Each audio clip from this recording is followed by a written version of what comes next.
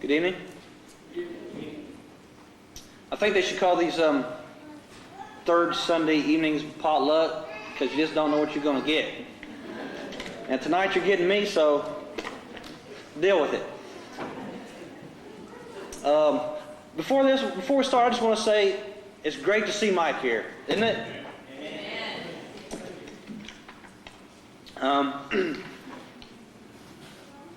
Tonight, you know, we're celebrating graduation with the seniors, so I thought it'd be appropriate to have something that kind of tied in with that. And I want to start off with a poem that most of us older folks heard. This was something that was real popular in the 90s at graduations and so forth. This is All I Really Need to Know, I Learned in Kindergarten. Most of us have heard this, but I started thinking about that. The people that are graduating, man, this is old school stuff. They don't do this anymore. So I thought I'd read this poem. It says, all I really need to know, I learned in kindergarten.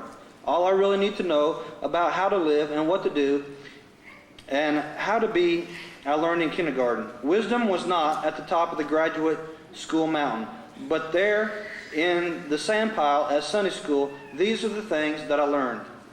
Share everything. Play fair. Don't hit people. Put things back where you found them. Clean up your own mess. Don't take things that aren't yours. Say you're sorry when you hurt somebody. Wash your hands before you eat. Flush. Warm cookies and milk are good for you. Live a balanced life. Learn some and think some and draw some and paint some and sing and dance and play and work every day some. Take a nap every afternoon. When you go into the world, watch out for traffic, hold hands, and stick together. Be aware of wonder. Remember the little seed in the styrofoam cup? The roots go down, the plant grows up, and nobody really knows how or why, but we all like that. Goldfish and hamsters and white mice, even the little seed in the styrofoam cup, they all die. So do we. And then remember Dick and Jane books. The first word you learn, the biggest word of all, look. Everything you need to know is somewhere, everything you need to know is in there somewhere. The golden rule and love, basic sanitation, ecology, politics, and equality, and sane living. Take any of these items and extrapolate it into sophisticated adult terms. Apply it to your family life, or your work, or your government, or your world, and it holds true and clear and firm.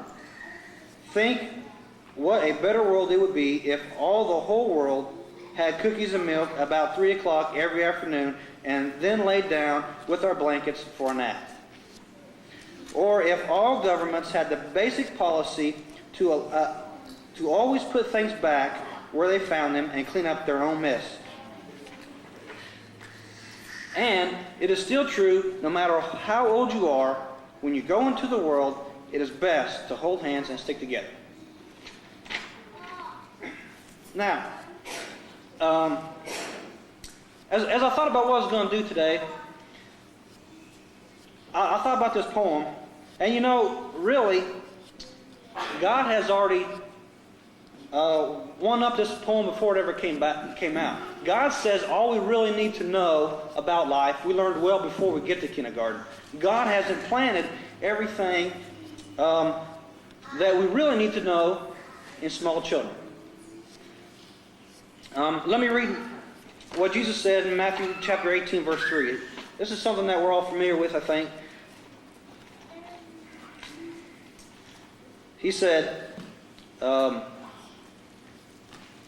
truly I say to you, unless you are converted and become like little children, you will not enter the kingdom of heaven. Whoever then humbles himself as a child, he is the greatest in the kingdom of heaven. Now, before Jesus says this, his disciples are discussing who's the greatest. And Jesus brings up a small child and says, this little child, greater than all y'all. get your priorities in order here. So tonight, what I want to do is look at 3 lessons that we can gain from small children. Actually, today I put together a 3-point lesson. Never done that before. I just usually get up here and spew, but today we're going to see what happens. The first point I want to make is the secret to life. The second point is don't forget the box. And the third point is I'm bigger. Now, these will make sense in a minute. I promise. Well, I hope so. Let me just say that. What's the secret to life? The secret to life is something that is put in all of us when we're babies. The secret to life is total dependence. As you look at a small child, they're totally dependent on their parents for everything. When they're sad, they run to first they start to cry, and then they run to their parents when they get that big. When they're hungry, it's their parents who provide the food. When they're proud, they got to show their parents. When they're scared, they hide behind the legs of their parents. Whatever it is, their problem is they know their parents are going to take care of them, and they assume that's going to happen.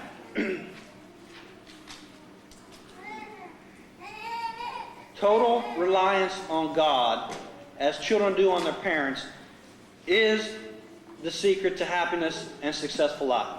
If you miss everything else tonight and you get this, you're good. That is truly the secret. If we rely on God, everything else, it's all good.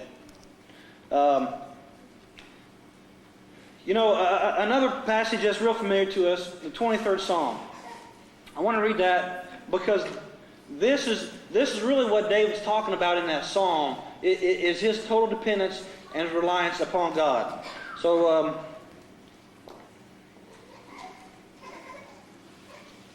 once I find it, I really know the book's my Bible and I'm not nervous.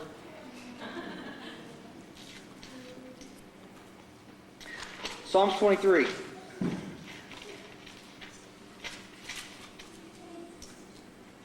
The Lord is my shepherd, I shall not want. He makes me lie down in green pastures.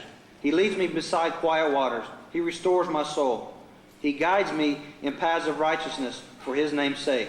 Even though I walk through the valley of the shadow of death, I fear no evil, for You are with me. Your rod and your staff, they comfort me. You prepare a table before me in the presence of my enemies. You have anointed my head with oil. My cup overflows. Surely goodness and mercy will follow me all the days of my life, and I will dwell in the house of the Lord forever. David wrote this. He's a shepherd. I don't think it's a coincidence that he uses this analogy of sheep and a shepherd here. Or I don't think it's a coincidence that God so much shows Jesus as a shepherd and us as His sheep. Now, Dwayne can tell you this a lot better than me, but sheep are pretty dumb. They don't have a lot of defense mechanisms. They depend totally upon the person taking care of them. That's what David realized. That as a shepherd, he had to provide everything for those sheep. When he looks at his relationship with God, he says that the Lord is going to give him the very best of everything. He's going to take him to the best pastures, give him quiet waters, not streams that are running and scary. No, but God is going to take him and lead him into anything that he needs. Not only is He going to provide for his physical needs, He is going to be able to comfort him no matter what comes his way. We see in verse 4 it talks about walking through the shadow of death, but he's not going to have any fear. He's going to be comforted by God.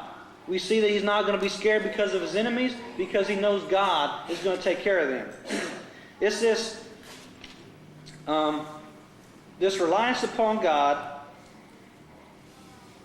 that we see in the story of David and Goliath. When we look at that story, we see David as a young man. And here this giant has the whole army of God scared to death. They don't want to move. They don't want to do anything because this big giant that's 9 feet tall, all covered with armor from head to toe, got a shield bearer in front of him, no place to hit him. He's too big. He's too powerful. He's going to squash him. They're all scared. David, because of his full reliance upon God, has no real fear. If we go to 1 Samuel,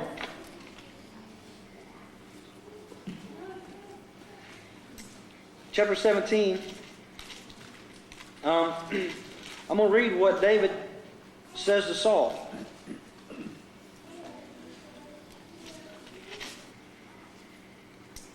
Beginning in verse 32, David said to Saul, "Let no man's heart fail on account of him." He's speaking of Goliath. "Your servant will go and fight this Philistine." Then Saul said to David, "You are not able to go up against this Philistine to fight with him, for you are but a youth, while he has been a warrior from his youth." But David said to Saul, "Your servant has tended his father's sheep. When a lion or bear came to take a lamb from the flock, I went out after him and attacked him and rescued it from his mouth. And when he rose up against me, I seized him by the beard and struck him and killed him.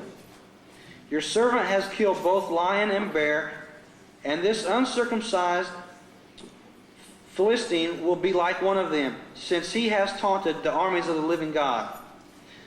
Then David said, "The Lord has delivered me from paw of the lion and from paw of the bear. He will deliver me from the hand of this Philistine." So David has full assurance that he can go up against Goliath. There's no fear. What he has is a calm peace about him because his faith is in his Father. It's in the God that he knows is going to provide for him, going to take care of him.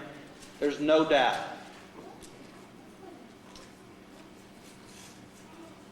You know, just like David, we can have that same calm peace within us no matter what giant the world throws at us if we rely fully upon God. Remember, you alone will fail, but with God, we can never fail. The second point I want to make is don't forget the box. Now, everybody with kids remembers when you had really small children, you bought this great toy. They opened it on Christmas or their birthday, and what did they do? They put the toy to the side, and they took the box, and they played with the box. And you're like, I spent how much on this toy, and all you want is a box? You know, children don't get caught up in the glitz and the glamour of the world. To them, it's simple. The box looked fun, they played with the box. They didn't care that this toy that the world said they needed to have and was supposed to be so fun, they didn't care about any of that. The box looked fun, they wanted to play with it. But you know, we're not as smart as those children sometimes. Sometimes the glamour of the world gets us caught up. And we get caught up in things. The world's bombarding us every day. Commercials, you got to have this, you need this, your life isn't complete unless you buy my stuff, you need more stuff, you need a bigger house, you need a better car, you need to take more vacations. You need. You know what happens with more stuff? It's more stuff you got to mess with. Cars rust. Houses get out of date. It all goes away. You know, Judas got caught up in money. He sold his friend for 30 pieces of silver.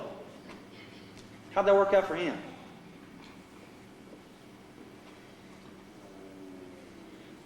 Solomon's supposed to be one of the wisest men ever. God gave him that wisdom. And in Ecclesiastes, that book is all about, I tried it all, I did it, here's the result. I want to read a couple things from Ecclesiastes that Solomon has to say about riches. Starting with verse 1 of chapter 2. He said, I said to myself, come now, I will test you with pleasure, so enjoy yourself. And behold, it too was futility. I said of laughter, it is madness, and of pleasure, what does it accomplish? I explored with my mind how to stimulate my body with wine, while my mind was guiding me wisely, and how to take hold of folly, until I could see what good there is for the sons of men to do under the sun the few years of their lives. I enlarged my works. I built houses for myself. I planted vineyards for myself, and made gardens and parks for myself. I planted in them all kinds of fruit trees. I made ponds of water for myself, from which to irrigate the forest of growing trees. I bought male and female slaves. I had homebound slaves. Also, I possessed flocks and herds larger than all who preceded me in Jerusalem. Also, I collected for myself silver and gold and treasures of kings and providences. I provided for myself male and female singers and the pleasures of men, many concubines. He had it all. Here's Solomon, the guy who's been there, done that. And he talks about riches specifically in chapter 5. Start with verse 10. He said, he who loves money will not be satisfied with money, nor will he love abundance with its income. This too is vanity. When good things increase, those who consume them increase. So what is the advantage to their owners except to look on? The sleep of the working man is pleasant, where he eats little or much. But the full stomach of the rich man does not allow him to sleep. There is grievous evil which I have seen under the sun, riches being hoarded by their owner to their hurt. All these things, Solomon says, they're just a detriment to you. Things don't make us happy. Things has never made anybody happy. But the world keeps preaching that to us, and sometimes we buy into that.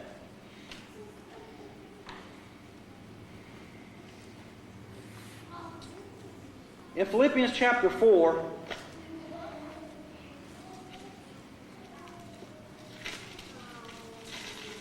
Paul writes this. Paul writes in Philippians chapter 4,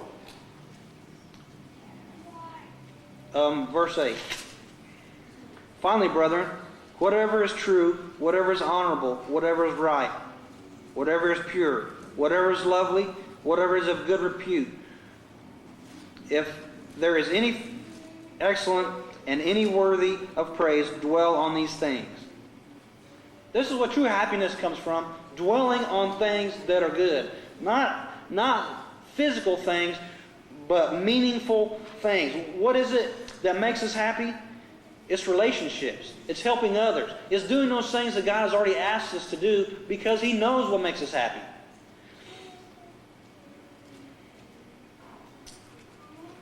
Jesus talked about laying up treasures in heaven where nothing can destroy them.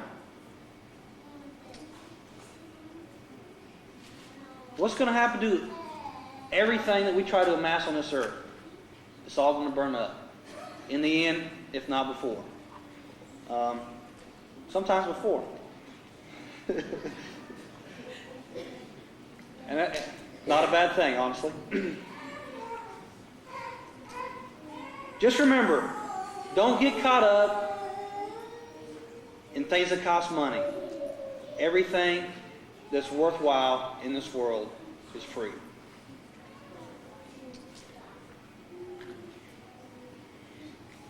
The third point I want to make is I'm bigger. This is a direct quote from one of, let's just say, our most sought after members, Cody, said this to me. It was after one of his birthdays. I don't know if he turned 3, he turned 4, but he was bigger. You know, now he was bigger. He had a birthday, he's bigger. Children are, what do they always want to do? They want to get bigger. They want to grow. They want to learn new things. They're so excited about being bigger, about being more mature, about being older.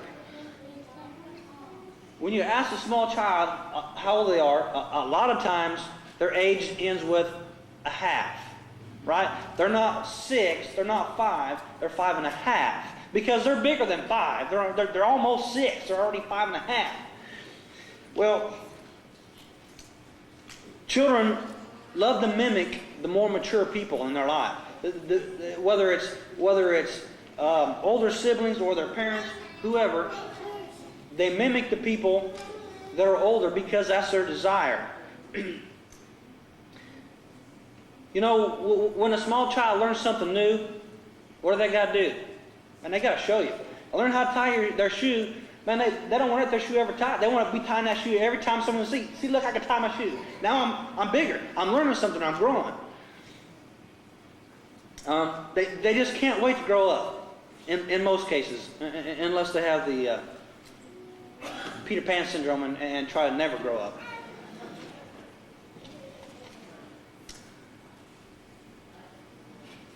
As Christians, we need to have this same kind of attitude toward growth. Let me read from 2 Peter chapter 1, starting with verse 5. Now, for this very reason, the reason he's talking about is because you understand what was done for you, if you read the first few verses there.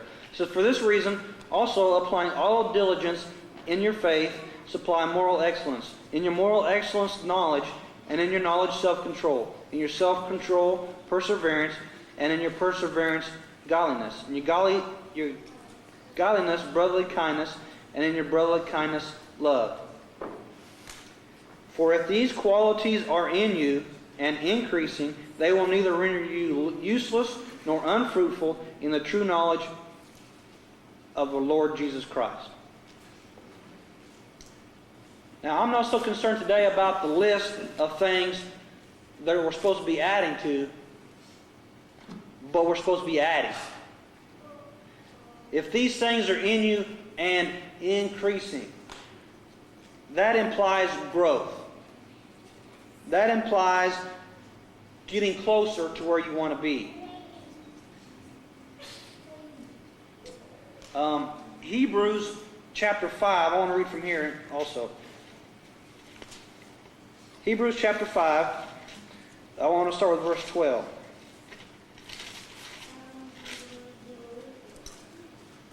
For though by this time you ought to be teachers, you have need again for someone to teach you the elementary principles of the oracles of God, and you have come to need milk and not solid food. For everyone who partakes only of milk is not accustomed to the word of righteousness. He is an infant. But solid food is for the mature, who have, because of practice, have their senses trained to discern good and evil. The word I want us to look at mostly here is practice. These things don't just happen. If your child isn't growing, what are you going to do? You're going to take that kid to the doctor to see what's going on. As Christians, we're expected to grow also, but it's going to take practice. We don't, anywhere in our lives, just expect things to happen. Except for sometimes in our Christian life, for some reason, we just expect just to go on, and somehow we're going to grow. So it takes practice. It's going to take planning. Businesses don't just decide to do something. They make plans. Right now, in my family, we got a lot of stuff going on. My daughters are graduating from high school. They're trying to decide what they're going to do. Jessica's made a decision what she wants to do. Ashley's still trying to decide. Kenny's getting ready. He's making plans. He's going to go to school next fall. My wife's just getting done with college. She's graduating now. I'm trying to make plans to figure out what I'm going to do when my wife supports me. There's a lot of planning going on in our house. But that's the point. If we're going to get somewhere, it takes preparation. It takes planning. A quote from one of the movies I like is from the movie Hitch. This guy, he's supposed to be, this guy that hooks people up, date doctor kind of guy or whatever. But he tells his clients, live every day as if they were on purpose. That's how we need to live our lives as Christians.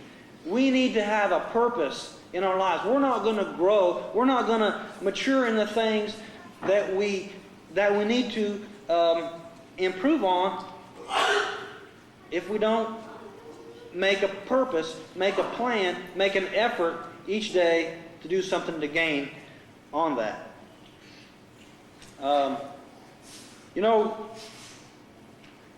With growth usually comes pain.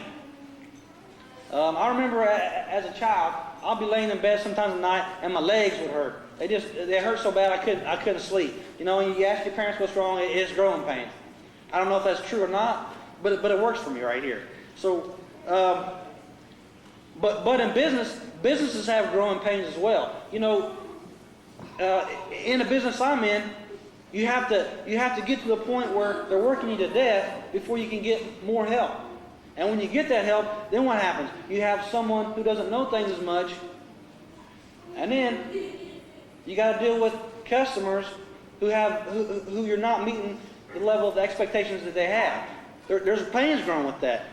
If you don't get those customers satisfied, somebody will. And that's a common thing that happens in the business I'm in. Some guys try to grow too fast. They can't handle it. Everybody else starts to suck their business back in. So with Christianity, there's growing pains as well. In James chapter 1,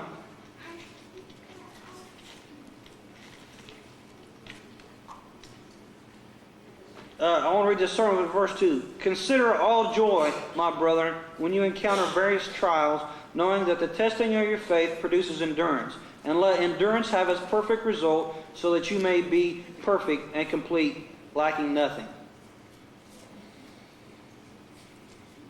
Well, trials aren't really something I look forward to. Honestly, I like things that are just smooth. But we don't grow that way.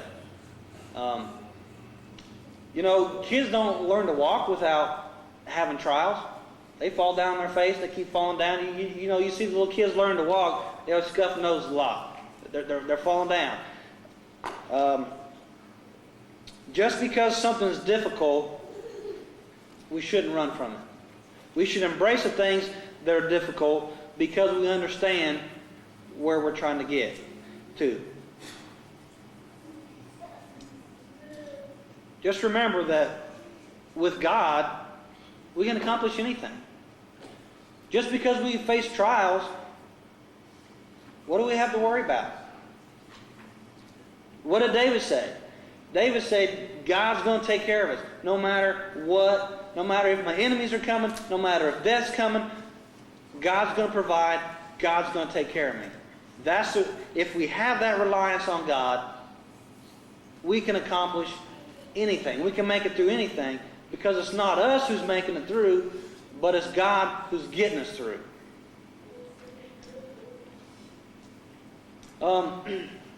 In Philippians 4:7, Paul talks about a peace that surpasses understanding. This inner peace that no matter what's going on around you in the world, no matter if the whole world's falling apart, you can have peace. You can be at peace because he understood the same thing David did. His total reliance upon God.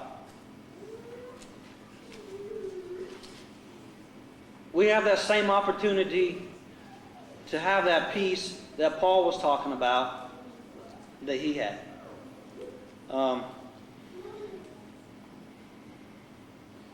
If we really do the things that we talked about tonight, if we rely on God totally for all of our needs and look to Him, strive to come closer to Him each day, don't get caught up in the things that the world is trying to pass us off as important and worthwhile, we will have that peace. We will have that inner peace no matter what comes our way.